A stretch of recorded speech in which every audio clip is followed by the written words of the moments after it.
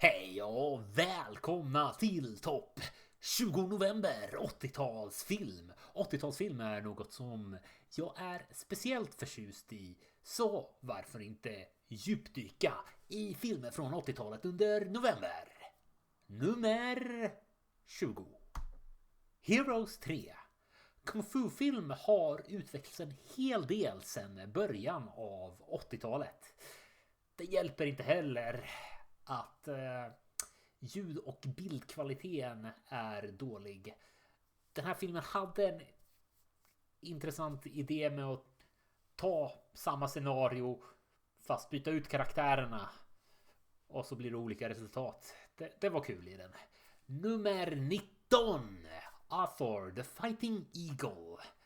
Är det kanske så att lågbudgetfilmer från 80-talet ser ut som 60-talsfilmer. Inte jätteunderhållande. Och var är björnungens mor? Snygg samling av bilder på både praktiska effekter och riktiga vulkaner i slutet av filmen. Och låten till eftertexterna gav faktiskt en känsla av 80-tal. Nummer 18. Hanky Panky. Mer spännande än rolig. Gene Wilder spelar hysteriskt och det blir lite mycket genom hela filmen. Hyfsad underhållande och rolig på sina ställen. Nummer 17. Hollywood Wise. Oväntat kysk för en film där handlingen kretsar kring sexuella brott. Kul att se Carrie Fisher jogga och skapligt spännande film med en del snygga stunts. Nummer 16. Private Resort. Billig komedi.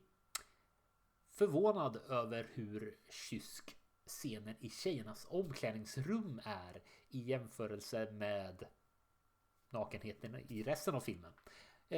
Fick mig att skratta högt flera gånger. Så det var ett plus. Nummer 15. Prince of Bel-Air. Skön humor, men kanske inte den bästa leveransen. Lite kort och antiklimatiskt slut. Kul dock att se Mark Harmon spela någon annan än Gibbs från NCIS. Nummer 14. Never Ashamed. Dålig bildkvalitet och för högt berättartempo.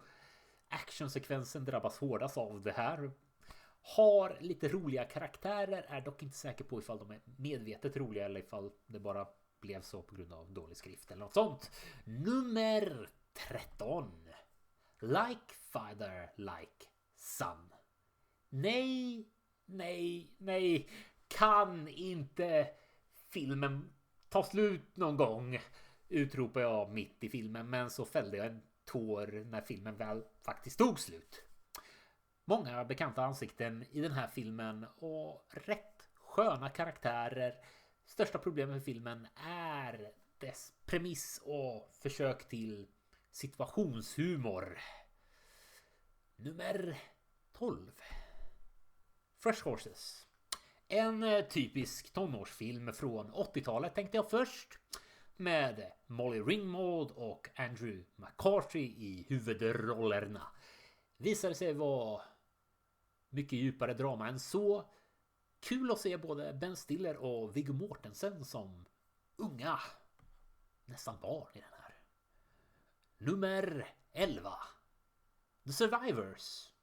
En rolig komedi med Robbie Williams. Blev lite distraherad av hur hårig hans hand är i en av scenerna.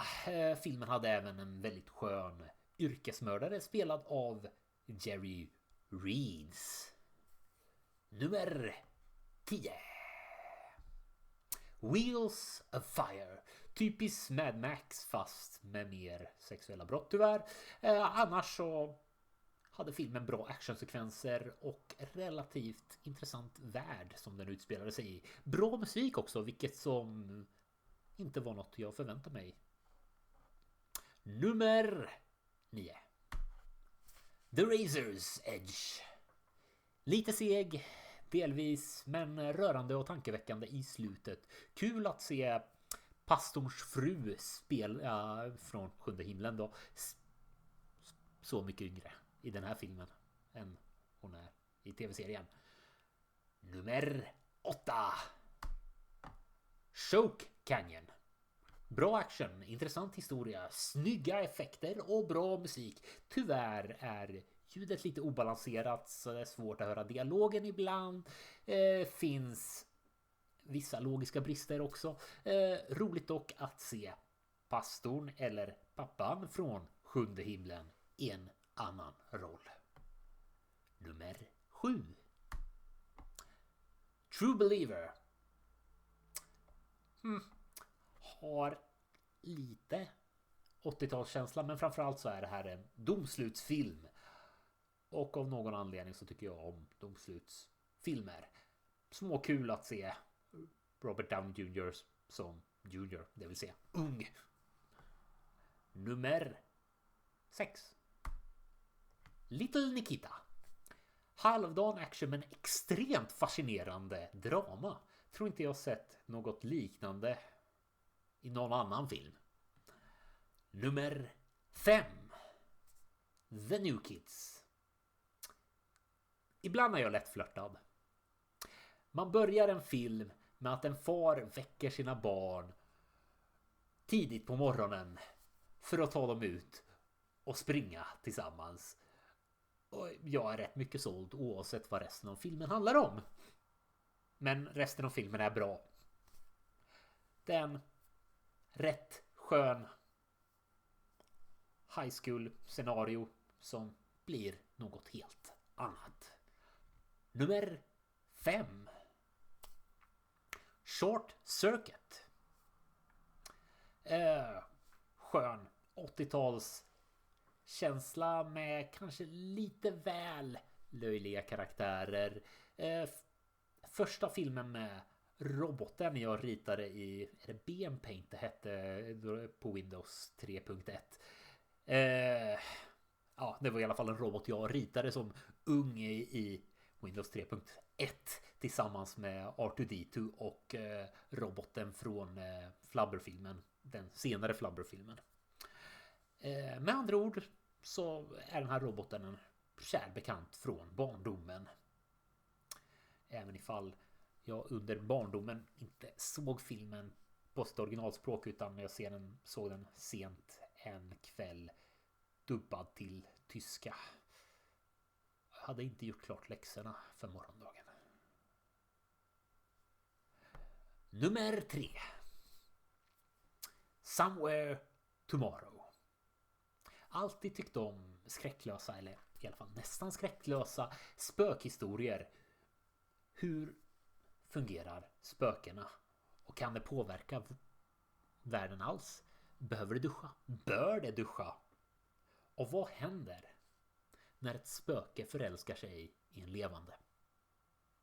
Romantisk och vacker historia, liksom Sarah Jessica Parkers unga leende. Nummer 2. The Legend of Billie Jean. Inte den sämsta filmen jag sett den här månaden. Dock den som fångar den här 80-talskänslan som jag så älskar bäst. Skulle den här filmen vara en kvinna skulle jag med högsta sannolikhet gifta mig med henne. Nummer 1. Short Circuit 2. Inte alls lika stark 80-talskänsla som i den första filmen, troligen på grund av stadsmiljön, men kompenserar med bättre bild, roligare scener och mer fantastiska scener. Speciellt den med musiken och den andra med reklamtavlan, för att inte avslöja för mycket. Och aldrig har en film slut fått mig att känna en sådan stolthet över att vara en amerikansk medborgare. Vilket som jag i och för sig inte är. Ja, det var mina topp 20 filmer från november. Neddykningen i 80-talet. Ja, nästa månad blir det någonting helt annat. Jag ska nog lägga in en ledtråd typ här. Space! Och sen ska jag njuta av min belöning.